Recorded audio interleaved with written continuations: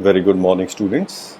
So today we are starting with our next animal, which is Obelia. So let us start with the basic structure of the Obelia colony.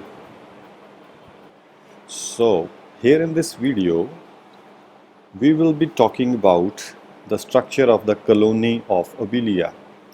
Now first of all, we should know what is a colony and what is Obelia. So can you see some plant-like structures in the picture? Actually, these are not plants, these are not shrubs, these are animals. And this is Obelia.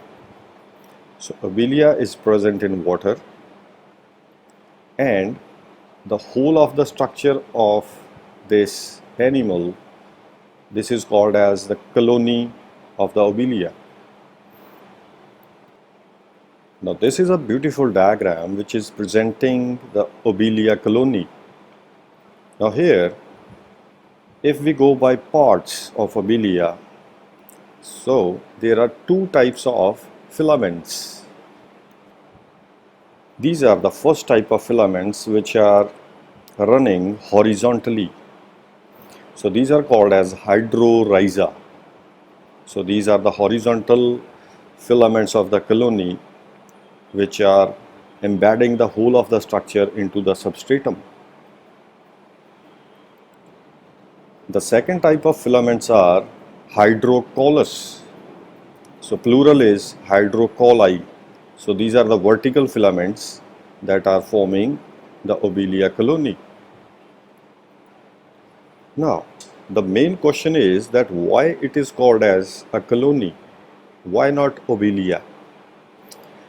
Now, the answer to this question is, it is called as a colony because there are three types of individuals which are living in this particular colony.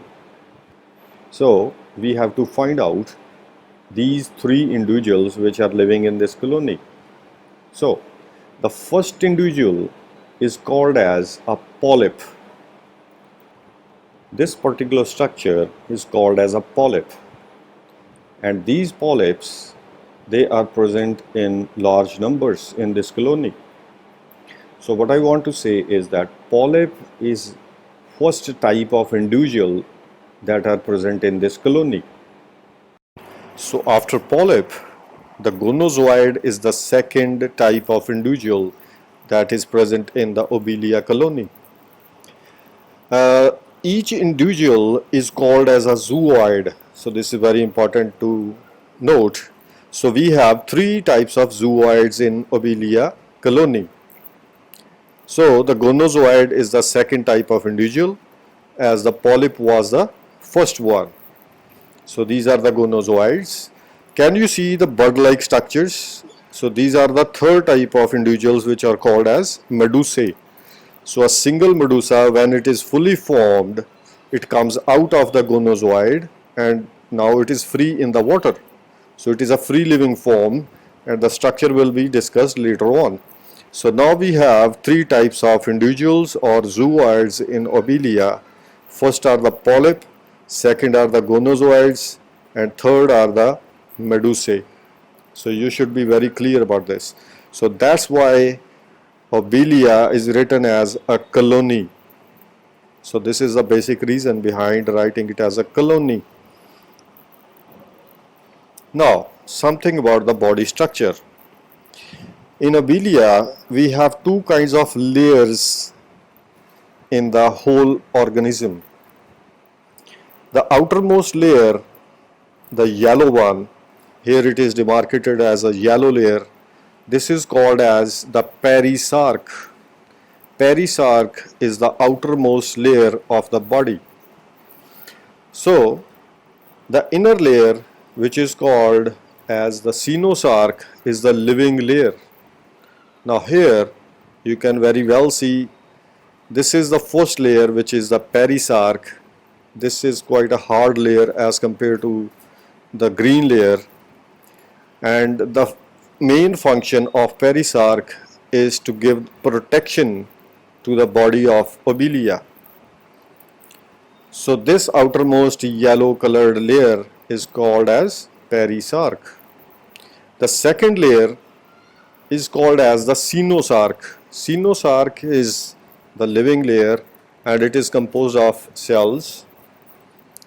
And coenosarc is further divided into three layers. The outermost layer is the epidermis, second layer is mesoglea, and the innermost layer is gastrodermis. And inside the gastrodermis we have got the empty space, which is called as a gastrovascular cavity. So because of the presence of this empty space, the obelia is taken into classification under the phylum of Coelenterata because it has got a coelom or the empty space in between. So these all tubes which are present, they are hollow from inside. So here I am emphasizing on special modification of the perisarc which are called as annuli. So these annuli are ring-like structures for movement of the body of the obelia. So here these annuli, they function to provide movement to a polyp, as polyp has to feed from the water. So these annuli, they help in feeding and in movement of this particular polyp. Now here these are the annuli of a gonozoid. They also help in the movement of the gonozoid in different directions in water. Now this is the empty space which is present inside the gastrodermis. So this is also called as the gastrovascular cavity. And this particular space, it also provides the space for digestion.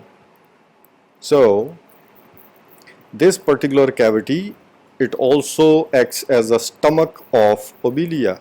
So if suppose this particular polyp has eaten something from outside, now this particular food will go to the central body cavity or the gastrovascular cavity.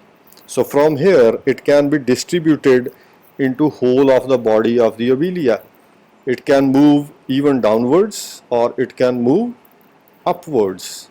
So the digested food from the gastrovascular cavity can be distributed throughout the pipes inside the body of the obelia, and this is the major function of a coelenterate, and this is the major function of the coelom or the central body cavity.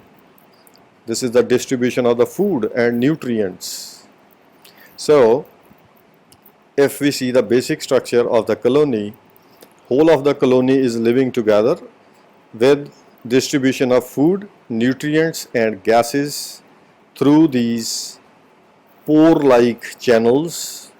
And now here it has been shown that if polyps are eating something, so this particular food is coming inside into the gastrovascular cavity and this will be digested in the gastrovascular cavity, and that again will be distributed to whole of the animal.